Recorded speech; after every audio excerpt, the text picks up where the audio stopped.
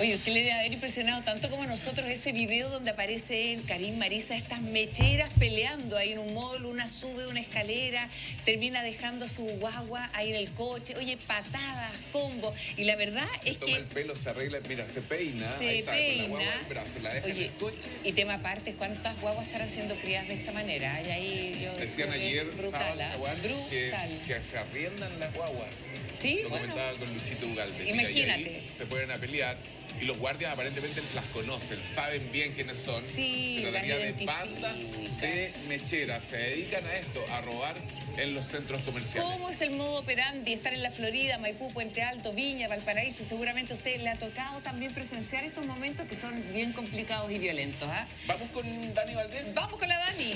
Dani, estamos contigo en vivo.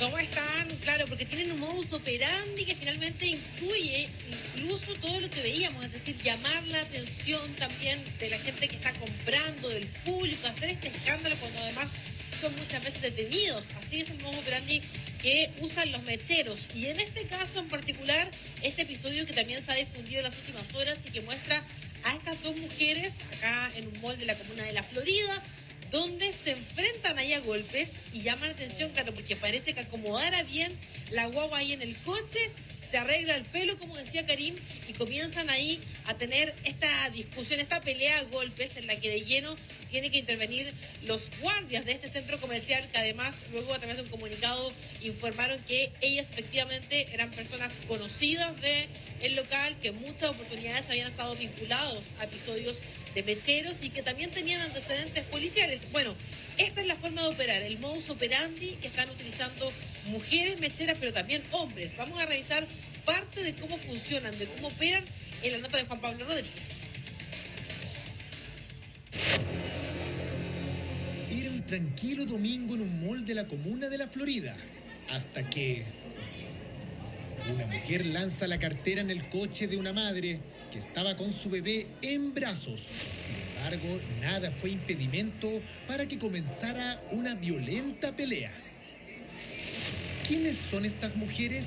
¿Qué generó la trifulca en medio del centro comercial que ni los guardias podían separarlas?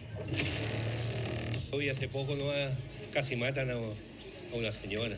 Estaban peleando dos mechelas y con guagua y todo, y esto ya tiene... ¿Fue aquí mismo? Claro, aquí mismo. Pues. Esto es para ganar territorio. Vienen con guagua, arriendan las guaguas y la otra sacó no sé qué cosa y pelea y pelea. Yo por suerte que me fui porque no me gustan estas cosas.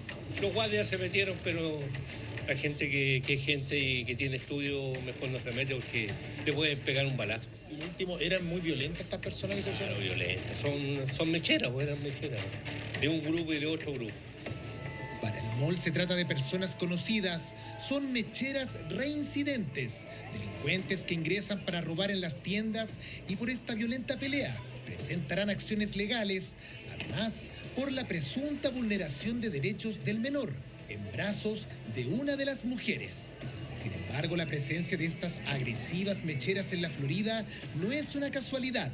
Según un estudio de Alto Chile, la mayor incidencia de delitos en retail durante 2024 fue precisamente en esta comuna con más de 2.000 ilícitos.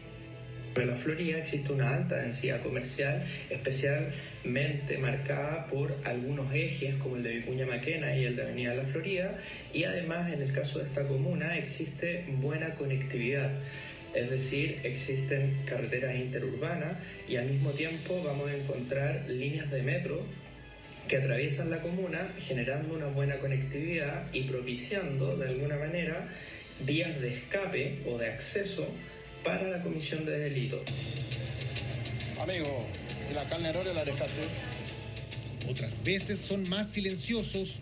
Este sujeto al interior de un supermercado de la misma comuna pasó por caja para comprar unos limones, pero los guardias se percataron que tenía una sorpresa escondida en la ropa. Las intenciones del descarado sujeto al parecer era realizar un buen asado.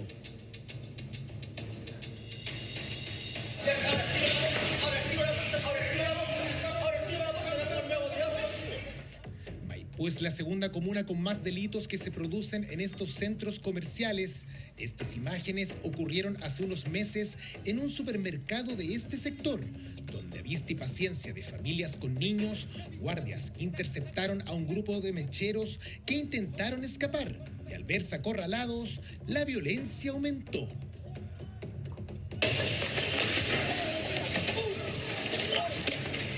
Está lo que son las modalidades de los turbazos, por ejemplo, donde entran de manera muy rápida o agresiva y generan sustracción rápida de especies, o en otros donde son un tanto más elaborados, donde hay un sujeto que brinda la cobertura, que está observando, que permite ocultar algunos casos de especies. En hordas o en grupos pequeños, el descaro de estos delincuentes llega a tal punto que no muestran nada de vergüenza al ser identificados. Déjeme todo acá, no se te preocupe. Saca todo. Me lo voy a sacar todo. Esta mujer escondió diversos productos bajo la ropa. Al ser increpada por un cliente del local, respondió así. No, dice que no le da vergüenza.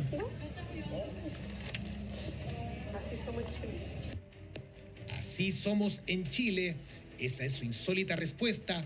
Se retira junto a un acompañante sin inmutarse ante la mirada de la gente.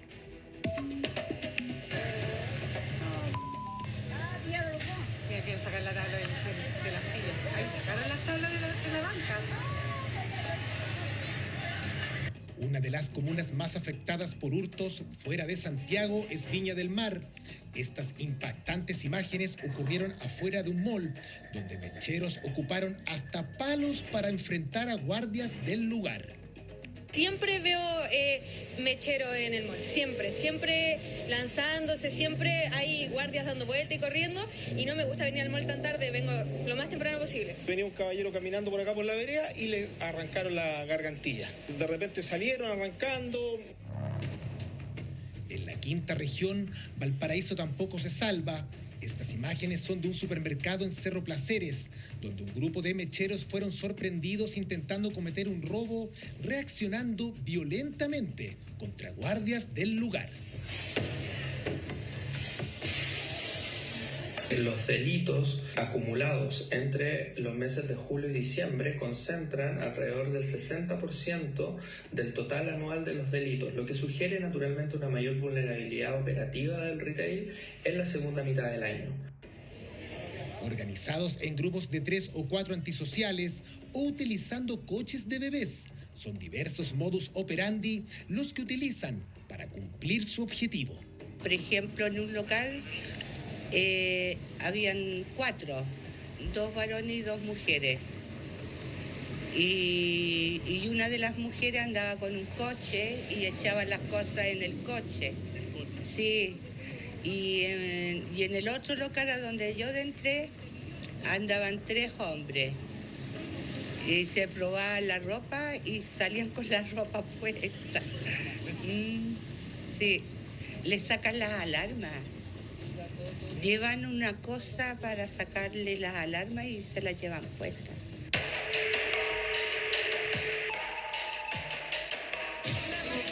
Si tu pareja está afuera,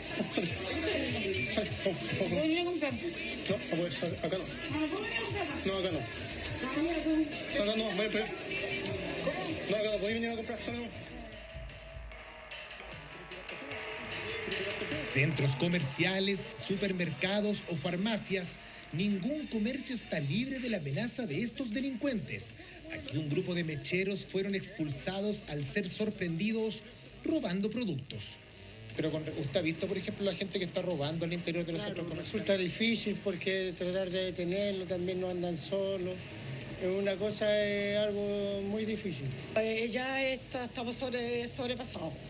Es demasiado, uno anda con miedo y no, está muy mala la delincuencia. Y donde uno vaya, no es solamente acá en el mall, en todas partes. Bueno, lo encuentro un descaro porque si bien es cierto, a todos nos cuesta.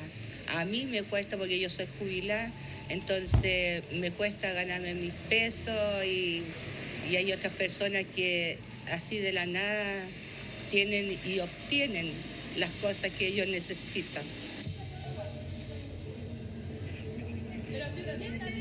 La impunidad ante estos delitos sigue en el aire. En el denominado robo hormiga, si el hurto de un producto es inferior a media UTM, es decir, menos de 34.000 pesos, no recibirán ningún tipo de sanción. Hay una evolución o el cambio en las dinámicas criminales en los cuales los delincuentes entran a estos lugares y generan la sustracción de diferentes especies, siempre contabilizando cuántas especies van a sustraer y si estos montos se aproximan a los niveles que están establecidos por el Código Penal, que eventualmente significaría un cambio en la pena. ¿Qué hacer para frenar este delito que se ha tornado habitual en nuestro país? No solo retail, sino que en todo tipo de locales. Los robos silenciosos o en otras ocasiones escandalosos parecen no tener fin.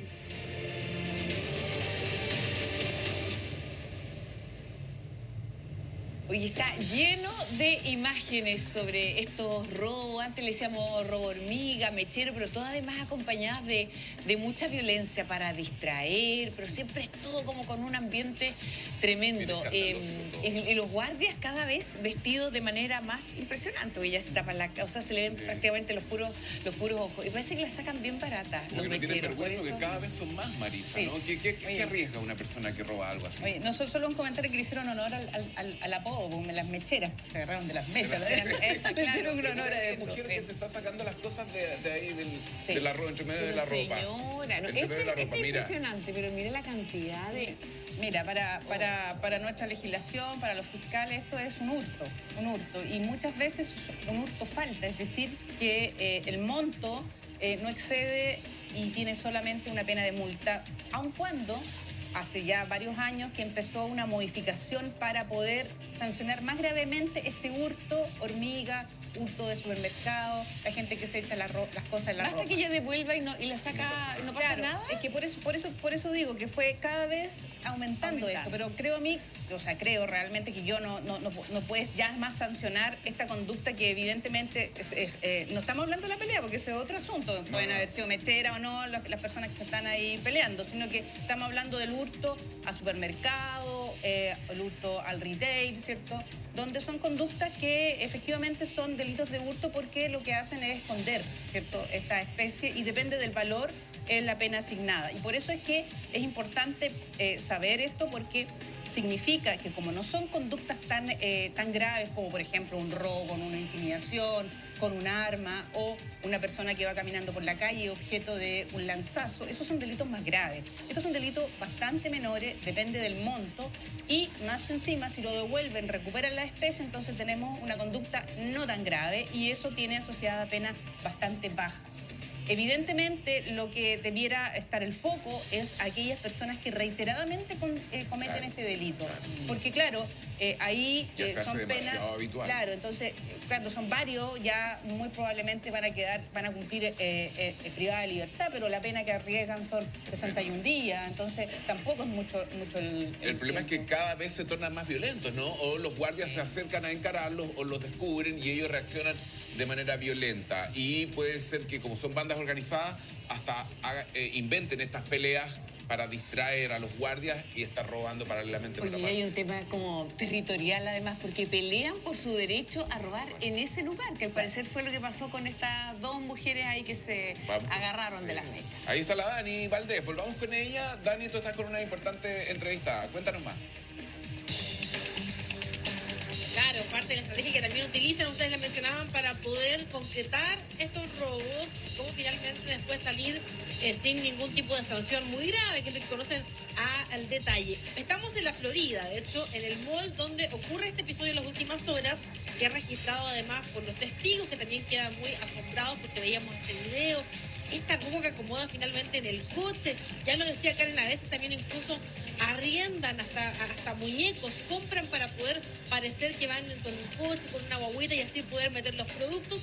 Y estamos con Eduardo Hernández, desde Alto, que nos va a comentar un estudio que ellos han hecho y que también plasma que la Florida es una de las comunas que está liderando este tipo de delitos junto con Puente Alto, Valparaíso y otras. Eduardo, ¿cómo estás? Nos cuentas un poquito de este estudio y de este delito que finalmente parece que ellas conocen muy bien para poder tomarse estos lugares y poder cometerlos. ¿Cómo estás?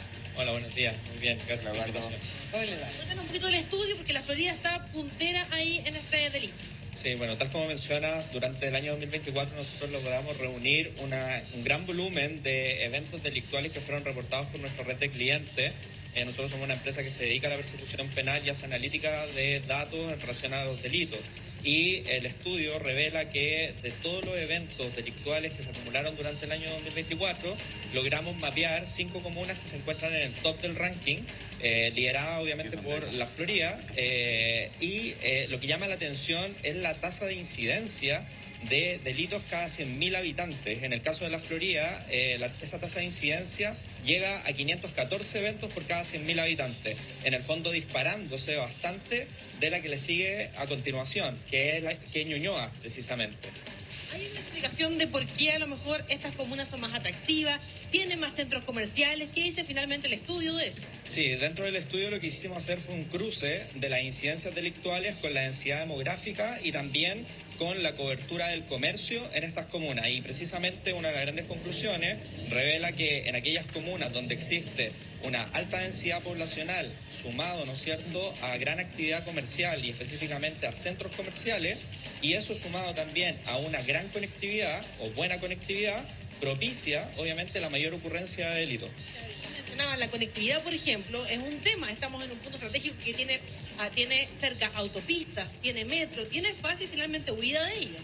Sí, tal cual. En el fondo, esta conectividad funciona tanto como vías de acceso como vías de huida por parte de las bandas que actúan organizadamente o incluso por parte de los mecheros. Oye, Dani, sí, saludar a Eduardo. Karin también lo escucha, Eduardo, por si quieren preguntarle. Sí, saludar a Eduardo. Oye, hola, Karen, ¿cómo estás? Muy bien, gracias. Y gracias por acompañarnos en esta conversación. Oye, parece que estamos muy cerca de entrar a los meses más complejos, ¿ah?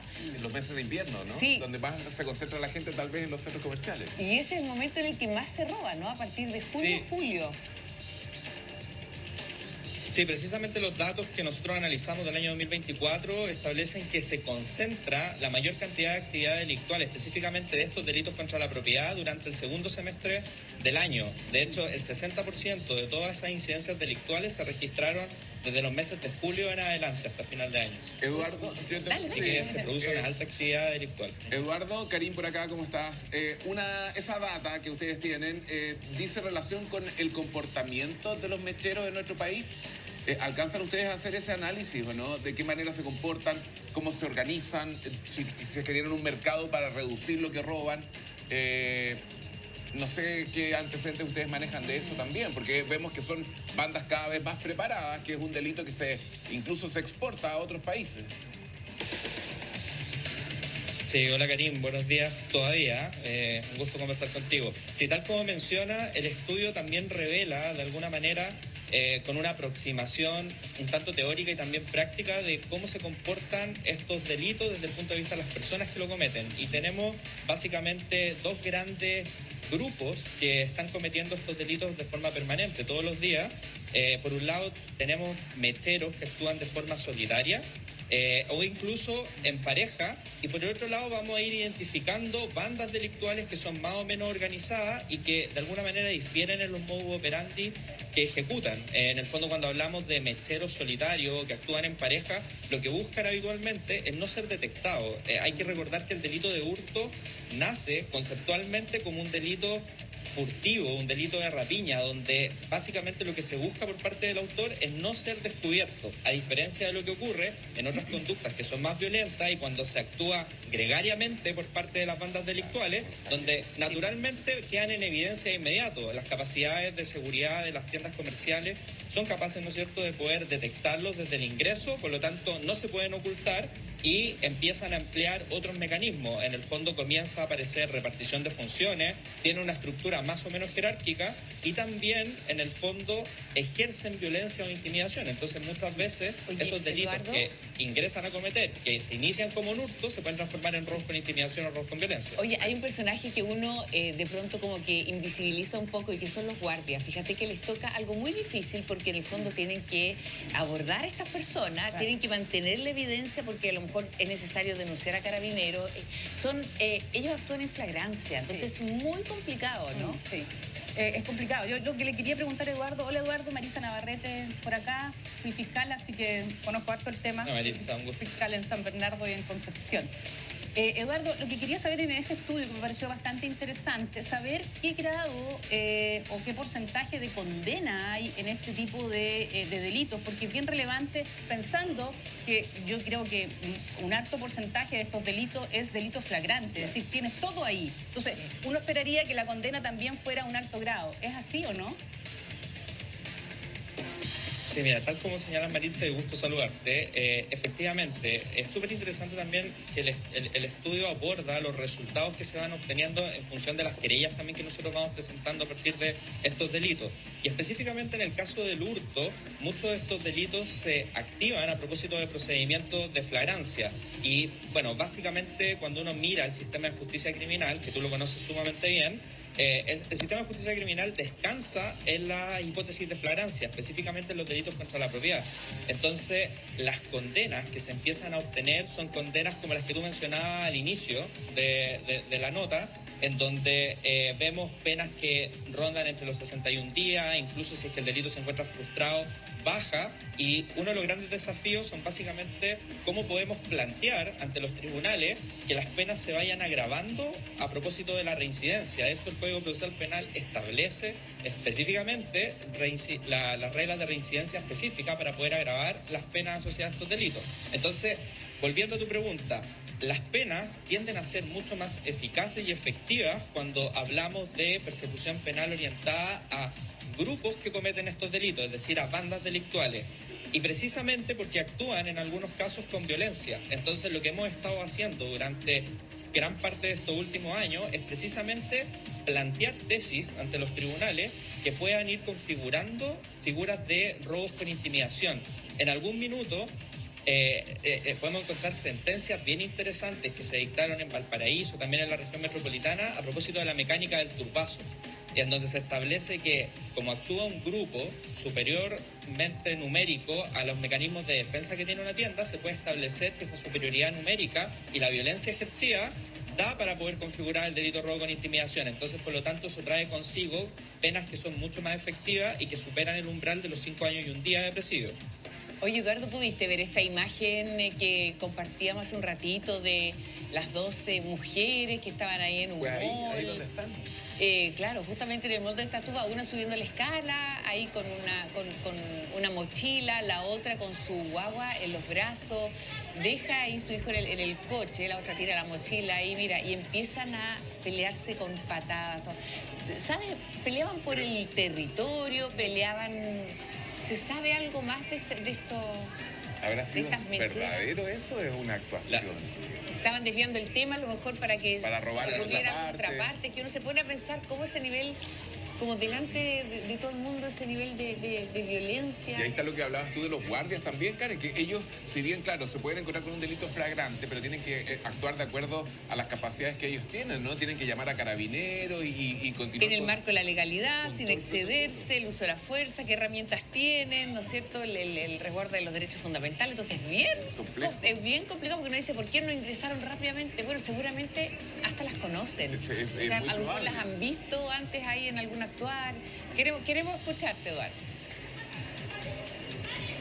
Sí, mira, no conozco detalle en profundidad acerca de ese procedimiento en particular, pero lo que hemos podido ver y lo que estuvimos revisando con Dani antes del inicio del contacto es que, bueno, precisamente lo que vemos es una situación de riña, que es bastante clásica en centros comerciales cuando se enfrentan o bandas rivales o en ciertos mecheros, o incluso los mismos mecheros respecto a los guardias de seguridad. Esto ocurre habitualmente, se generan esos episodios y eso deriva habitualmente en dos tipos de delitos en la práctica. Por un lado, el delito de riña, que es bastante común verlo en los tribunales, en audiencias de control de detención, y por el otro lado, en el delito de lesiones. Y las lesiones pueden ocurrir de forma recíproca. En el fondo, tanto víctima puede transformarse en victimario y viceversa, ¿no es cierto?, respecto a la persona que tienen al frente. Entonces, son situaciones que a veces no se pueden controlar. Yo desconozco cuáles son las razones que motivaron ese enfrentamiento, porque claramente es una escena bien dramática, sobre todo porque hay un menor de edad y que eso puede traer consigo otras responsabilidades respecto al menor de edad que se veía ahí involucrado. Pero en el fondo esto es más habitual y ustedes tocan un tema que es bien relevante, que dice relación con la capacitación que tienen que tener los guardias de seguridad. O sea, recordemos que los guardias de seguridad tienen que contar con una certificación que está emitida por el OS10 el OS10 el órgano hoy día, tanto rector como fiscalizador en asuntos de seguridad.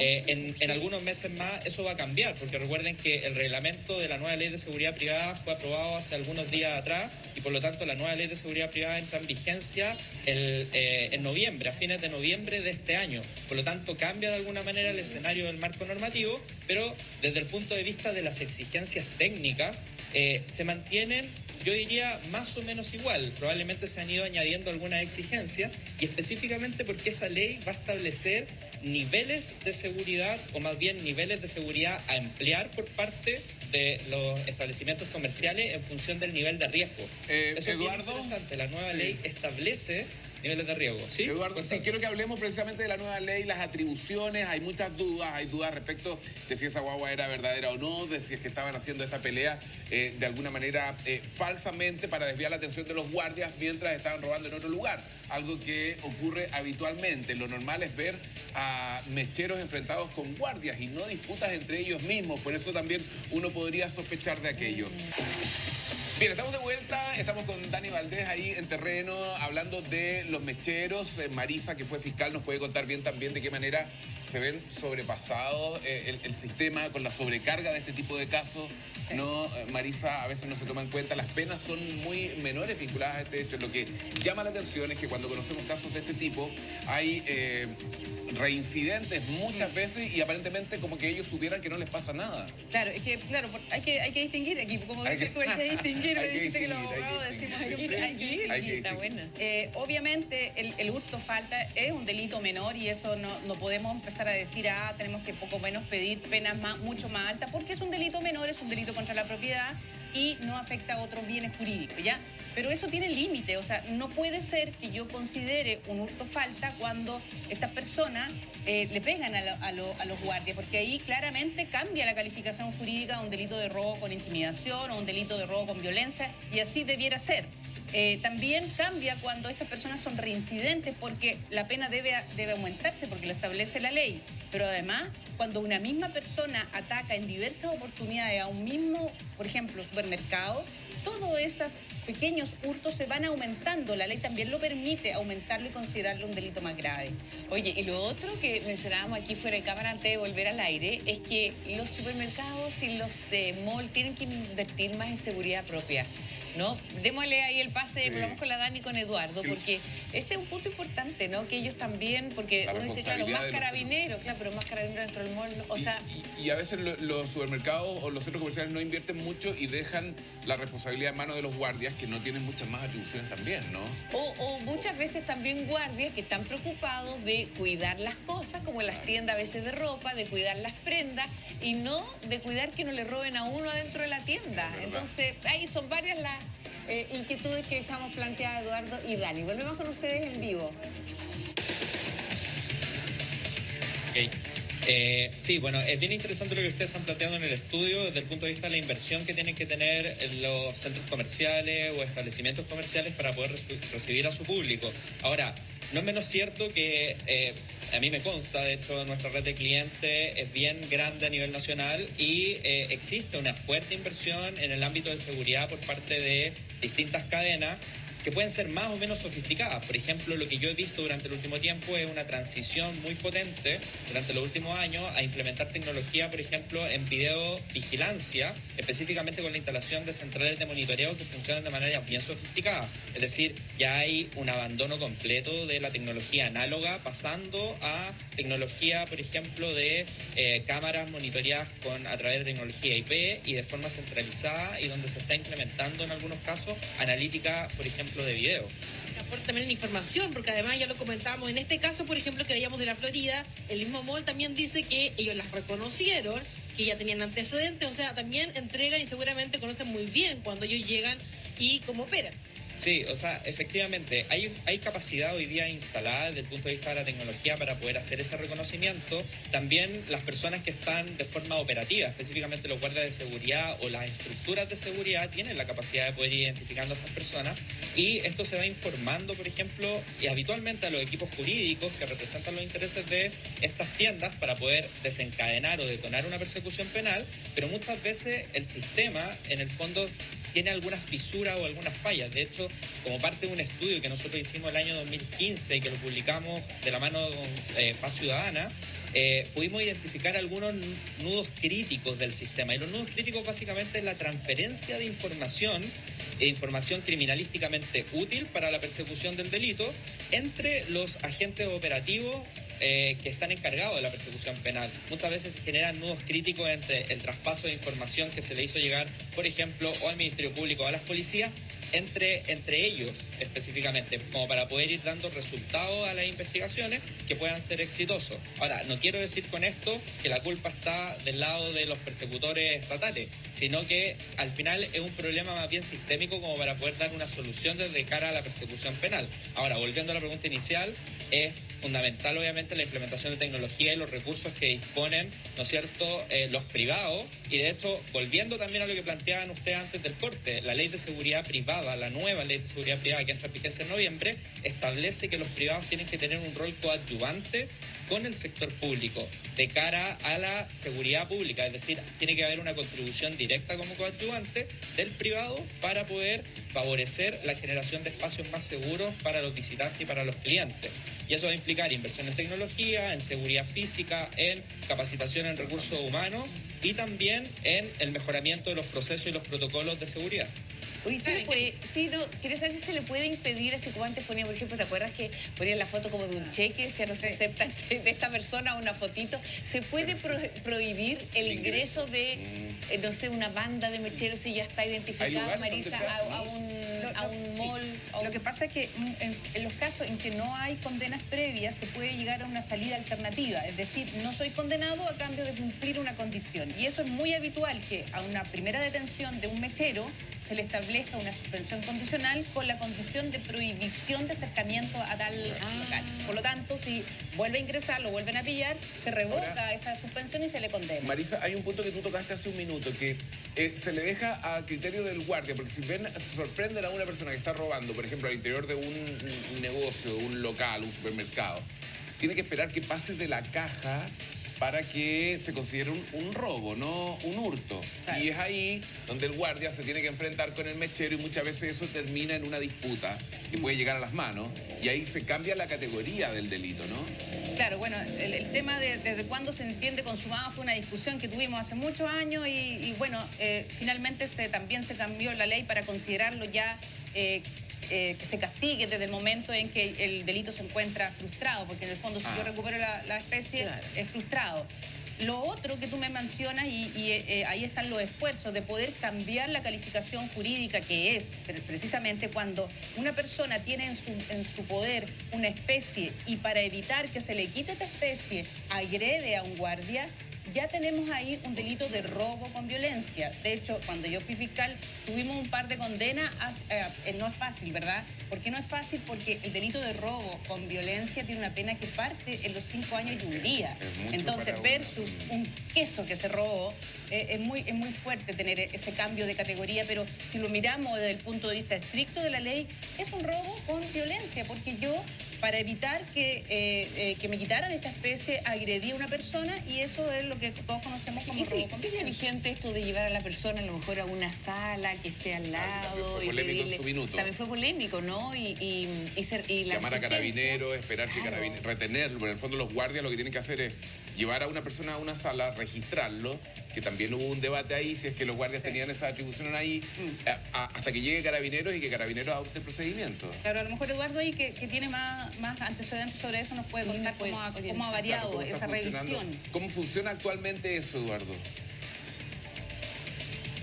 Claro, o sea, hoy día es súper importante la pregunta que plantean, porque de hecho y directamente no existe la facultad por parte de privados de revisar o registrar a las personas que son detenidas. O sea, la persona detenida en una hipótesis de flagrancia porque cometió un delito es trasladado a una sala de espera, naturalmente, para evitar que se cause algún daño o pueda seguir causando daño, ¿no es cierto?, al entorno, a las personas que se encuentran en ese entorno. Lo que tiene que hacer el guardia de seguridad es reducir con el uso de fuerza racional, ¿no es cierto?, a la persona y, en el fondo, activar un procedimiento, un protocolo llamando a carabineros. A Carabineros, a la PDI, en el fondo, ¿con qué objeto? Con el objeto de poner a disposición de esa autoridad a la persona que fue detenida en una hipótesis de flagrancia. Y lo que hace Carabineros cuando llega es que verifica que haya ocurrido una hipótesis de flagrancia, que están muy bien descrita en el Código Procesal Penal. Entonces Carabineros llega y en el fondo toma el control de la situación y traslada a la persona a constatar lesiones, y luego de constatar lesiones lo lleva habitualmente o directamente, ¿no es cierto?, a la comisaría para ponerse en contacto con el Ministerio Público, con la Fiscalía de Flagrancia habitualmente, quien es el que va a empezar a dar las instrucciones respecto a qué es lo que va a suceder durante las próximas horas de detención de esa persona. Entonces, ahí el Ministerio Público toma el control y muchas veces dispone que esa persona que está detenida, que en el fondo comienza su detención desde la tienda por parte de civiles que están plenamente autorizados para hacerlo en hipótesis de flagrancia, le entregan la posta a Carabineros y luego Carabineros, ¿no es cierto?, a través de la instrucción que da el fiscal, se realiza el traslado la mañana siguiente, ¿no es cierto?, a los tribunales, y ahí Gendarmería toma la custodia de ese detenido. Esas son las postas que van ocurriendo la hora posteriores, ¿no es cierto?, a la detención de la persona. Oye, qué características, tú mencionabas un poco, Karim y la Marisa, las características de estos mecheros chilenos y mecheras chilenas, porque lo que se ve en otros lugares, a lo mejor Eduardo ahí nos puede apoyar, son estos turbazos de pronto, ¿no?, que ingresan rápidamente, provocan este alboroto y salen con productos, pero acá tienen varias características, esto de ir con una guagua, ¿no es cierto? A veces usan el mismo coche. A veces el mismo coche, esto de ser muy... No van solos, porque por otra parte hay robos a veces que es una sola persona, acá son varios, o sea, ahí veíamos a alguien que llega después su pareja, el marido, a defenderla, ella va comiendo, dice no, o sea, tienen unas formas de distraer, porque dice, o sea, el costillar que tiene escondido acá, no se lo revisan, pero dice, ya, bota el papel, como que ya me pillaron comiendo y me voy, y trata... La entraña. Claro, la entraña que tiene acá escondida, pero en el fondo también provocan tanto griterío que alertan a la gente que está al lado para que salgan a defenderlo. O sea, tiene una forma bien particular y la mechera y el mechero chileno. No, el tema de los menores de edad, de los bebés, he utilizado habitualmente, no solamente para a lo mejor evitar un poco la confusión y esconderlo en el coche, sino porque muchas veces creen que por tener un bebé van a quedar en libertad. ¿Ya? Y de hecho es algo que cuando era fiscal y recibía estos llamados, el mismo funcionario policial le decía, no, es que esta persona anda con un bebé chiquitito. O sea, ¿cómo la va a dejar detenida? La victimización. Claro, ¿cómo la va a dejar detenida? Entonces, bueno, en ese minuto le decía, bueno, dígale que alguien venga a buscar al niño, porque va a pasar a control de detención, y si no, vamos a enviar al niño a un sistema de atención del Estado, ¿me entiendes? Entonces ahí inmediatamente aparecía alguien que se hacía cargo del menor.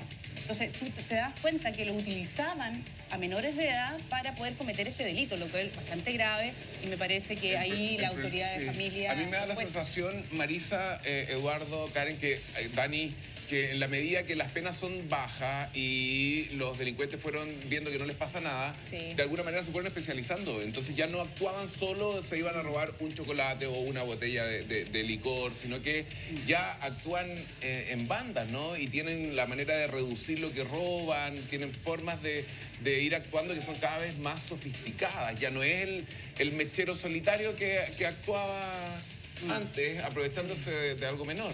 Claro, de esa cosa rápida. Roban cosméticos, perfumes. Y tampoco es muchas veces no es para consumo personal, sino que para venderlo. O sea, claro, en la feria, de repente. ¿Qué características especiales te llaman la atención de los mecheros y mecheras chilenas, Eduardo?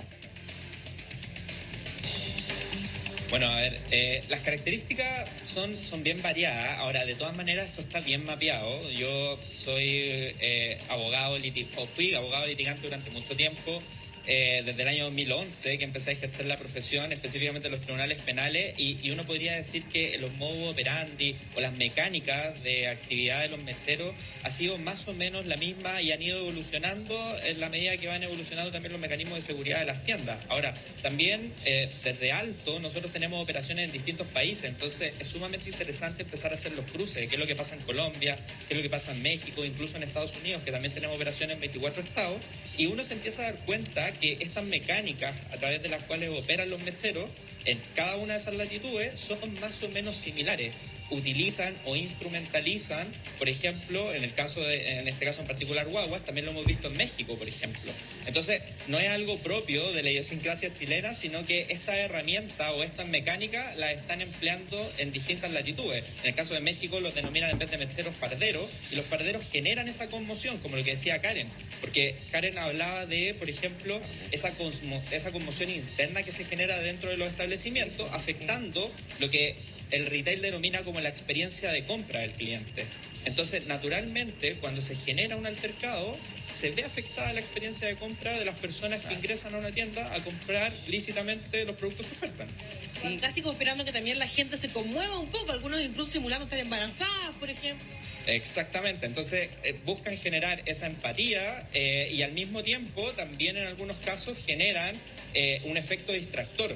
De hecho, hemos visto también en varias situaciones, no solamente en Chile, sino en otros países donde tenemos operaciones, que se producen hasta verdaderos rescates por parte de clientes o rescate de otros integrantes de bandas o de la banda, ¿no es cierto?, cuando es capturado uno de sus integrantes. Dani, sí, fíjate que no sé si a ustedes les ha tocado, no sé si ahí en ese centro comercial, pero a ver, Costanera Center cuando abrió no tenía la ropa toda amarrada como la tiene ahora.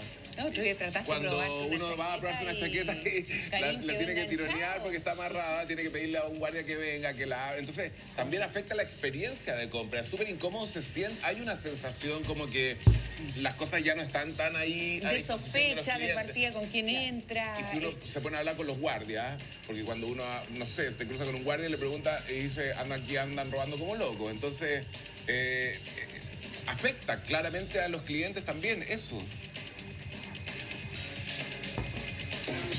Sí, o sea, desde luego, ya se lo mencioné anteriormente. Ahora, por eso que nosotros sostenemos que si bien es cierto, muchas veces se ha dicho que el hurto es un delito de bagatela, y ahí la Maritza mencionaba en el estudio que ellos conocen sumamente bien el umbral, y obviamente el umbral me refiero del importe de los productos que sustraen para que la sanción sea a través de una multa y no a través de una pena privativa de libertad. Lo importante y que no hay que perder nunca de vista es que el delito de hurto es probablemente el delito de entrada a una espiral de la delincuencia. De hecho, nosotros tenemos mapeado de los 20 años que tenemos en operación en Chile cómo van evolucionando los patrones delictuales de imputados que inician su carrera delictual cometiendo hurto. Y a medida que avanzan los años, se empiezan a agrupar o empiezan a formar parte de agrupaciones y empieza su escalada delictual.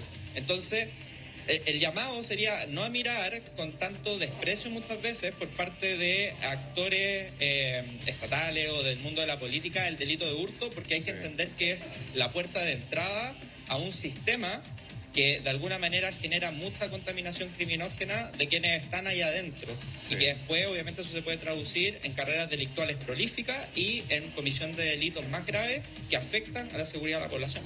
Sí, se tiende a minimizar porque a veces hay otras cosas más importantes que en los tribunales de los que ocuparse que delitos menores, pero lo que dice Eduardo es real, o sea, hay que preocuparse ahí porque esto es la puerta de entrada para otros delitos. Para otros delitos, sí. Muchas gracias, Eduardo. Gracias, Dani. Y muchas gracias a Marisa también por habernos acompañado. Hay que distinguir. Hay que distinguir.